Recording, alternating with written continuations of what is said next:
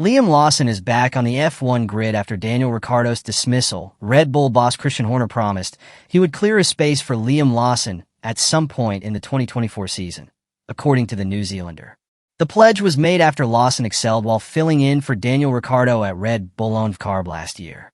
And Horner followed through on his commitment by ruthlessly axing Ricciardo after the Singapore Grand Prix last month, bringing the veteran's F1 career to an abrupt end. Lawson now has a golden opportunity to prove his worth over the final 6 Grands Prix of the campaign, in which he can clinch his full-time F1 seat alongside Carb's Yuki Tsunoda ahead of next season.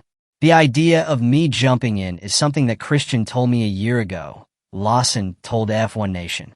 When I stepped out of the car, that was one of the things he said to me.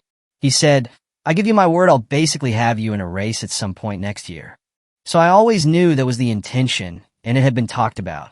As you know, Formula One is a roller coaster, and every weekend things change.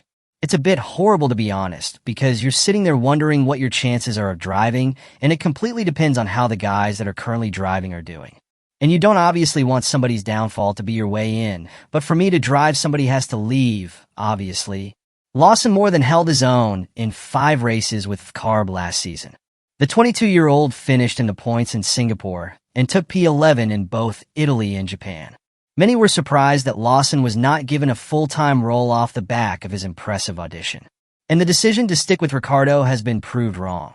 With the 8-time Grand Prix winner's 12-point haul, just over half of what Tsunoda has racked up in the other Carb, Lawson's first chance to impress will come at the United States Grand Prix this weekend, with Carb hoping to hold on a 6th in the Constructors' Championship.